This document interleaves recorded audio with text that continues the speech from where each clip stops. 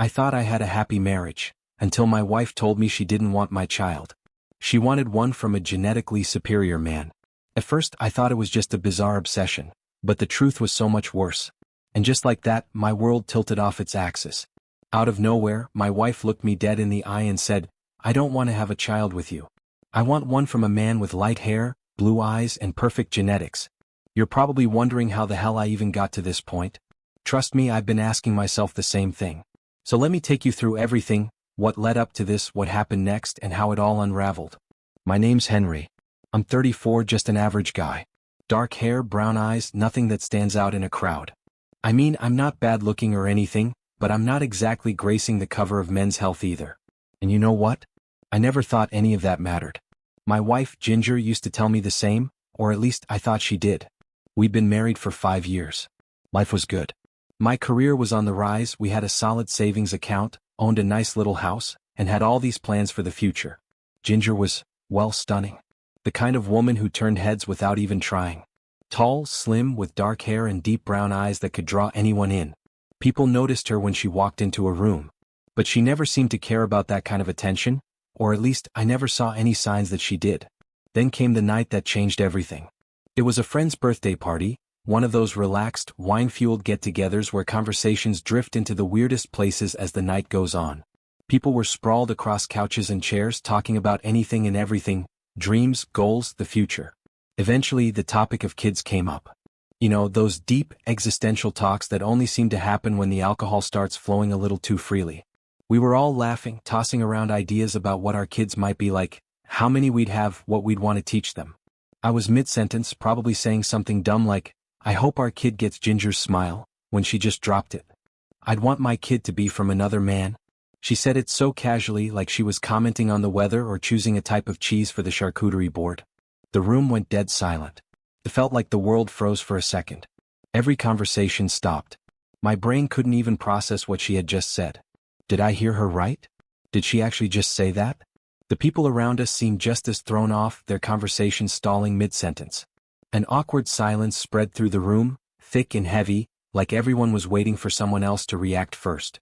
Before I could even gather my thoughts, Ginger, almost as if realizing the weight of what she'd just said, waved her hand dismissively and let out a nervous laugh. "Oh, I didn't mean it like that," she said, her voice just a little too high-pitched, a little too forced. "I was just joking. You know, imagine if we had a kid with Scandinavian genes, tall, blonde, blue-eyed, he'd probably grow up looking like a supermodel, right?" She tacked on a light chuckle, her tone deliberately casual, like she was trying to smooth it over. A few people in the group chuckled too, but it was that awkward kind of laugh, polite, unsure. I caught the way their eyebrows lifted ever so slightly, the way their glances flickered between Ginger and me. There was a shift in the air, subtle but undeniable. Were we all just supposed to pretend she hadn't said that? Even I didn't know how to react at first. Was this really just some offhand joke? Or had she meant it? For a moment, I felt like the room was closing in on me. I could feel the unspoken question hanging in the air, the way people were waiting for me to say something. It was like we had stumbled into some weird, uncharted territory and somehow I was at the center of it. So, like any guy trying to defuse an uncomfortable situation, I took the easy way out. I joked back. "Sure," I said, forcing a grin. "And while we're at it, let's throw in some Viking strength too." The group erupted into laughter. Too loud. Too forced. The kind of laughter that was more about moving past the moment than actually finding anything funny. And just like that, the tension lifted. The conversation shifted, people went back to their drinks, and it was as if we'd all silently agreed to erase the last few minutes. But for me, it stuck. One of those weird comments you brush off at first, "Oh, just a drunk slip-up, no big deal," until later when you're lying in bed staring at the ceiling replaying it over and over again. Why the hell would she even say something like that? I didn't know it yet, but that was just the beginning. At first, I brushed it off as just a random offhand joke. I told myself she'd had too much wine, that she was just running her mouth without thinking. But I had no idea I was about to step into the full storm of her twisted ideas. Over the next few days, things started feeling off. Ginger kept making these strange little comments, observations about genetics, physical traits, things that seemed harmless on the surface but over time started to stack up in a way that made my stomach turn. At first, I thought she was just making casual remarks, the kind of things people say when they're half watching TV. No big deal, right? But it wasn't just one or two offhand comments. It was a pattern. We'd be sitting on the couch watching a movie, completely relaxed, when out of nowhere she'd say, "Look at that actor's jawline. Do you think that's all genetics, or does he work out 20 hours a week?" An odd thing to bring up, sure, but I didn't think too much of it. People comment on actors all the time. Then it happened again. Different movie, different moment, but the same weird energy. Wow, those eyes, imagine having a kid with eyes like that. And it wasn't just once or twice. She kept saying things like that, so often that I started noticing a pattern. It was like she was mentally cataloging features, piecing together the ideal child in her mind. At first I didn't catch on. I figured she was just making conversation. But the more it happened, the more I started feeling unsettled. There was this undercurrent in her words, something deeper than just casual remarks. She wasn't talking about us having a baby. She was talking about creating something specific, something physically perfect. And it didn't stop at celebrities or actors. Sometimes it was complete strangers. We'd be walking down the street and she'd whisper things like, "That guy's probably over 6 feet tall." She wasn't complimenting anyone. She was studying them. I didn't want to believe what I was seeing, what I was hearing. But deep down I knew something was wrong. I let out an awkward laugh. "What's with you and Scandinavians lately?" Ginger smirked but didn't really answer. Just a shrug, a knowing look, like she had some inside joke I wasn't in on. I tried not to think much of it. Maybe she was just going through a weird phase. People fixate on random things all the time, right? But the more she talked, the more I realized this wasn't just idle curiosity. She was obsessed. Not with family. Not with love. Not with us. It was like she was designing something, this hypothetical perfect child, like picking out features from a catalog. It wasn't about building a future together anymore. It was about engineering an ideal. And that scared me. One evening we were having dinner, just a normal night or so I thought, when she casually mentioned something that made my stomach turn. "I've been reading up on genetics," she said, twirling her fork in her pasta like she was talking about the weather. "Apparently there's all this research on optimal gene combinations and passing down superior traits." I nearly choked on my food. "Superior traits? Are you serious right now?" I asked, giving her a skeptical look. She didn't even flinch. "Yeah, it's fascinating. There are studies showing that people with certain features have better chances of success in life. You know, like how taller men tend to earn more money or how people with symmetrical faces are perceived as more trustworthy." I stared at her. "Okay, but why does that matter to us? I mean, I'm pretty sure we're fine without all that genetic superiority crap." She sighed, exasperated, like I was the one being naive. "Henry, I just want the best for our future kids. Don't you?" And in that moment something inside me shifted. I didn't know whether to laugh or argue. I settled for neither. Instead, I just changed the subject, but something about the way she spoke, so casual, so certain, made my skin crawl. It didn't feel like a passing curiosity anymore. And sure enough, over the next few weeks, things escalated. Ginger became obsessed. She spent hours glued to her phone, scrolling through social media, watching interviews with so-called genetic experts, reading up on inheritance patterns like she was studying for some kind of exam. It wasn't just a quirky interest anymore, it was a fixation. Then one night she dropped another bombshell. We were watching a movie, something completely unrelated, when out of nowhere she said, "I've been thinking, maybe we should seriously consider how genetics will shape the future of our kids." I blinked. "Ginger, what the hell are you talking about?" I asked, setting the remote down and turning to face her. She didn't even seem to notice how bizarre her words sounded. She just shrugged as if we were discussing what to order for dinner. "I'm just saying we need to be strategic. If we want our kids to have every advantage in life, we should aim for the best genetic pool." For a moment I just stared at her. This wasn't a joke. This wasn't just some random thought.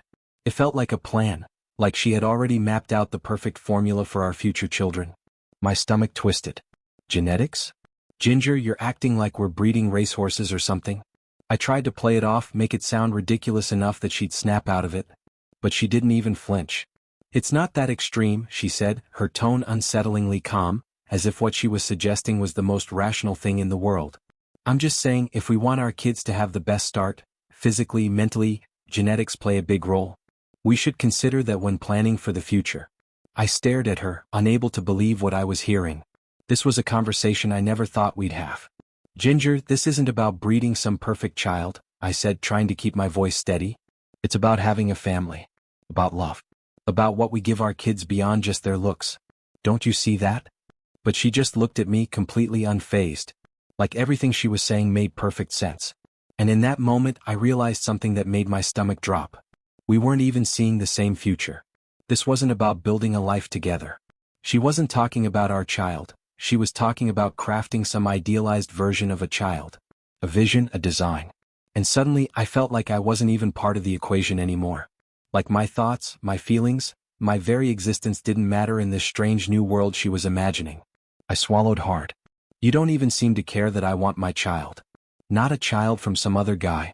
She crossed her arms, giving me that exasperated you just don't get it look. Henry, this isn't about you. It's about giving our kids the best start in life. People with strong genetics have a head start. I felt something inside me twist. Are you trying to say my genes aren't good enough? Her eyes widened like she hadn't even considered how awful that sounded. No, that's not what I meant. I mean, you're responsible and smart, it's not about you, but you know how competitive the world is. Competitive?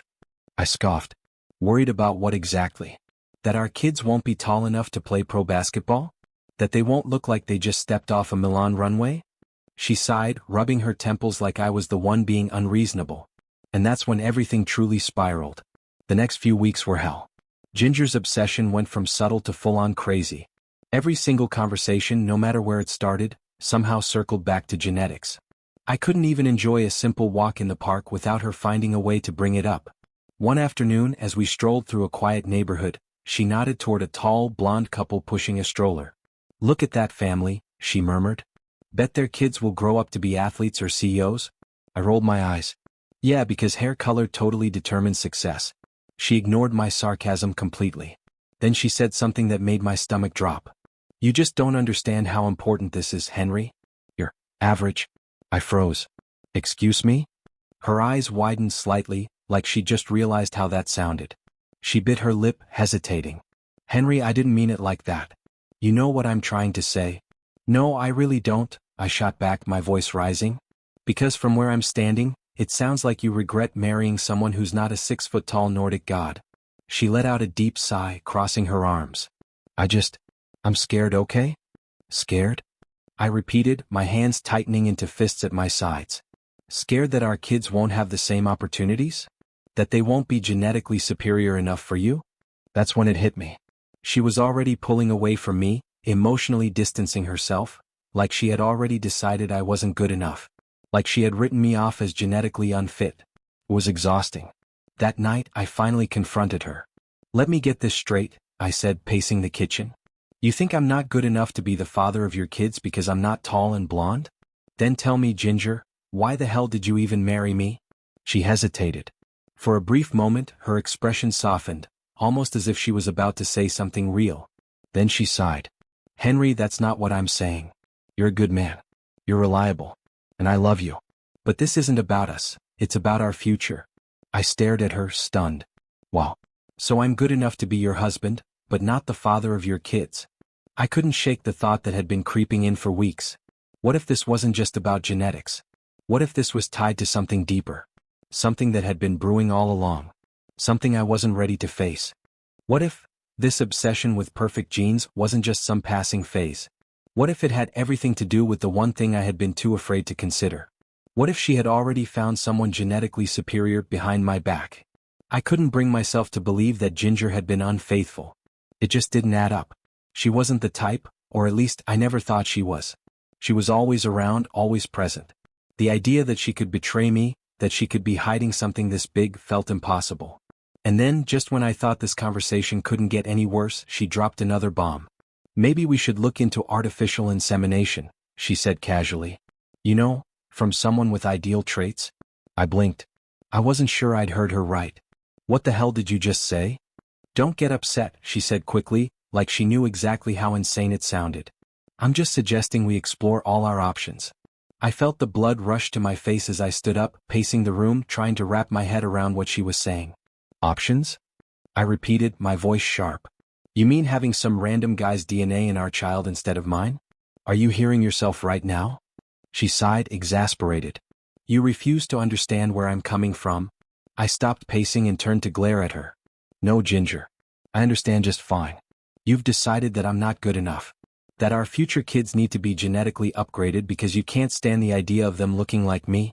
She rolled her eyes. You're being dramatic? I let out a bitter laugh. Dramatic? I could feel something inside me snap. You've spent months obsessing over this, Ginger. You've compared me to tall, blonde strangers. You've thrown statistics in my face. If anyone's being dramatic, it's you. She stood there, arms crossed, completely unmoved. I grabbed my keys. Without another word, I walked out the door, leaving her standing alone in the living room. I drove aimlessly for hours, my mind racing. This wasn't just some petty argument. This was a fundamental crack in our marriage, one I wasn't sure we could ever fix. When I finally made my way home, the house was dark except for the soft glow of a lamp in the living room. Ginger was waiting for me. She looked exhausted, like she'd spent the whole time thinking just as much as I had. But her expression? Completely unreadable. "Are you going to stay out all night from now on?" she asked quietly. I didn't hesitate. "I'm thinking about it," I replied coldly. I walked past her without a word. She flinched just barely, but I didn't stop. It felt like a knife twisting in my gut. This wasn't just an argument. This wasn't something we could fix with an apology or a couple of days to cool off. I had already fallen off the cliff, and there was no climbing back up. Ginger, of course, didn't seem to realize just how far she had pushed me. She thought this was just another bump in the road. A disagreement we'd eventually move past. But for me, this was the end.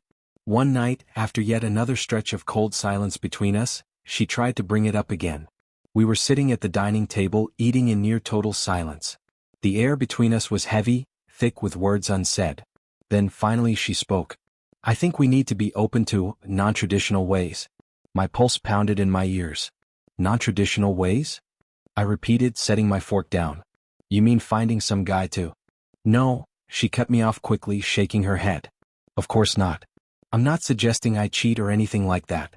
But it's not uncommon for people to explore alternatives. You have to admit, it's something worth discussing." I stared at her, searching for any trace of the woman I thought I married.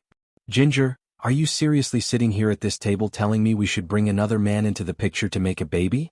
What the actual hell is wrong with you?" She opened her mouth to respond, but I was already shaking my head. My voice was low but firm. "I've been done for a while, Ginger.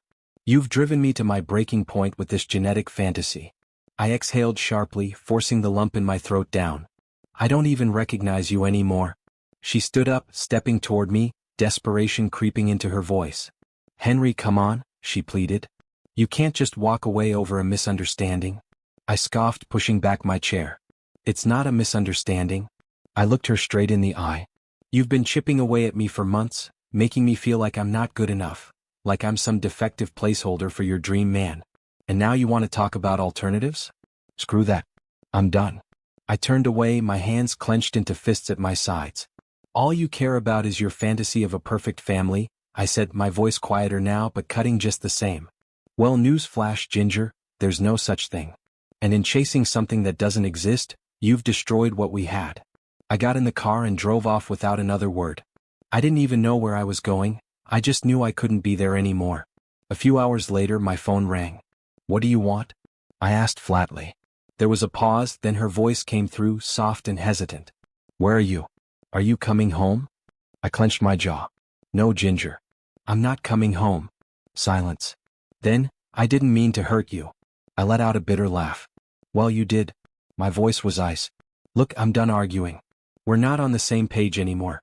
Hell, we're not even in the same book." That was the last real conversation we ever had. The next day I called a lawyer. Ginger was still in shock, I think. She didn't put up much of a fight, probably because she was too busy convincing herself that I was the one who had lost my mind. But in reality, I was finally taking control of my life again. The divorce process moved fast. Too fast, maybe. At one point, she sat across from me, still trying to justify everything. "You're just stressed," she said, her voice softer, almost pleading. "We can work this out together." I almost laughed at how delusional that sounded. "Ginger, I'm not stressed," I told her. "I'm done. We're too far gone. You've made it crystal clear that I'm not part of your plan anymore. And I can't be married to someone who thinks I'm just a genetic liability." She fell silent. No arguments. No apologies. Just silence. Maybe, finally, she understood how deep this cut ran. The divorce was finalized quietly. Our friends and family started hearing bits and pieces, whispering about what had happened. Some tried to reach out, tried to understand, but honestly, I didn't have the energy to explain. I was just ready to move on. But then, 2 months after the divorce, I saw her again. And I froze. Ginger had a noticeable baby bump. She was pregnant.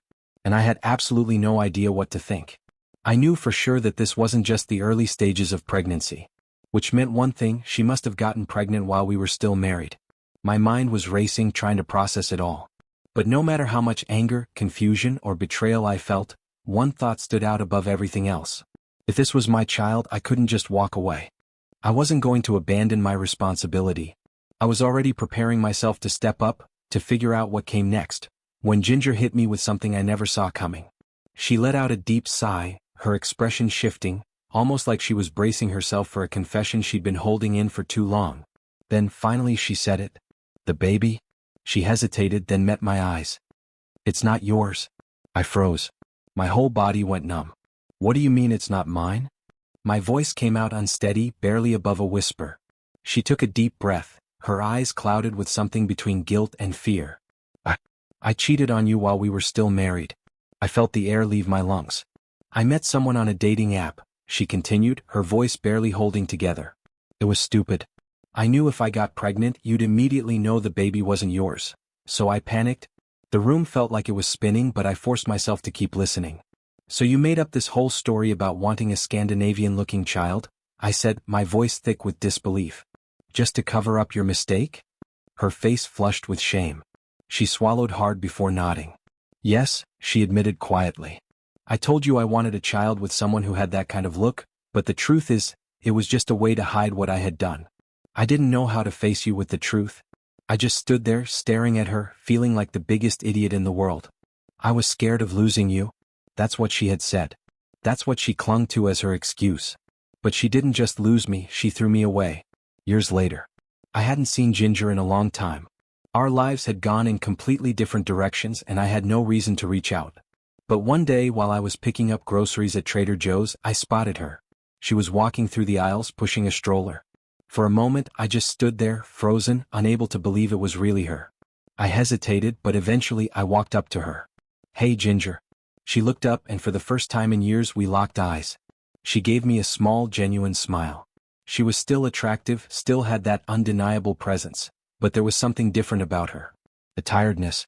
A weight in her eyes that wasn't there before.